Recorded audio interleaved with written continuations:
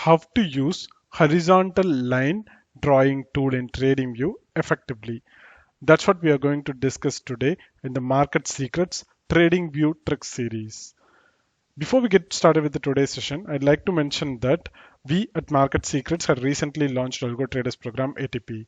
If you are someone who is interested in learning end-to-end algo trading, then check out the link in the description to join our ATP program. And with that note, let's jump into today's session. If you're a price action trader, you will be, drawing the zones. But if you have, looked into all our episodes, in addition to zone drawing, we will use horizontal lines in some special aspects. Okay, so if we find any flip or swap zones, right, we generally use horizontal lines. Also, in case if the zone is very ugly, or if you're not able to draw proper zones from the price action chart, in that case also you can use horizontal lines. So in this episode we are going to learn how to use the horizontal lines to mark the flip or swap zones, and how to use it the right way. I mean, you cannot just put since it's just a horizontal line, you cannot just use it as such. You have to use it in the right way. So let's see how to use it the right way. So first, let's go and take the horizontal line. Okay, so and I'm adding it to the favorites directly because this is something that I'll generally use as well. So for example, right, if you look at here, right, so this is a zone that was frequently tested and breached. So consider this as a flip zone. Okay, if you want to really understand the meaning of it, you can go to the price action series to understand it. But for now, consider this as a flip zone. Okay, so this is a flip zone. So I am directly marking the horizontal line here.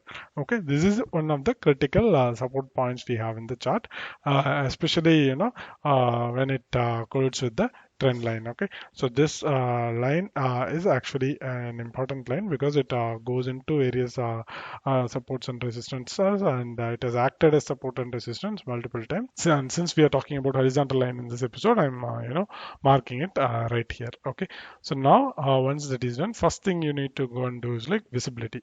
Okay, so since we are in the daily time frame, we shouldn't project this particular support into higher time frames. So I'm removing all the other higher time frames. So it should be visible in lower time frames, but it shouldn't be visible in the higher time frames. So first thing you need to do is change the visibility. Okay, so likewise, right, if you want to change the color of it, you can change it. But since this is a flip zone, right, you don't need to use different colors for support and resistance lines. So one color is good enough. Blue looks good as well. So I'm leaving it as such. But what you need to do is like generally you need to add a comment like why it is flip zone. Okay, so that is something you need to generally add. It's a good practice. Okay, so let me enable it and add. Okay, it's a flip zone due to too much testing of zone. And text alignment, it can be at the bottom or top. I prefer it on the middle, and I prefer it on the right side of the chart. Okay, so this way you are adding a flip zone into your chart and make it look beautiful as well. If you go to the lower time frame also, you should be able to see this line. Okay, and if you go to higher time frame, it shouldn't be visible. Okay, uh, peak, and it should be visible. And then the daily time frame where you have drawn, it should be visible. So the next thing you need to do is like you need to create a template. Horizontal line daily. Okay, so if you do this, next time if you come, you can directly draw it and use the template to affect the settings. Likewise, I'm going to weekly time frame, and in the weekly, if you look at here, right, this can be this can be effectively drawn as a horizontal line, and yeah, you can add a text weekly flip. Okay, so and yeah, my bottom right, sorry, middle right is fine. So yeah, this should be fine. You can add as a template. sorry, visibility setting I didn't check, right? Yeah, okay, visible in weekly and lower time frames. This looks good. So horizontal line, weekly.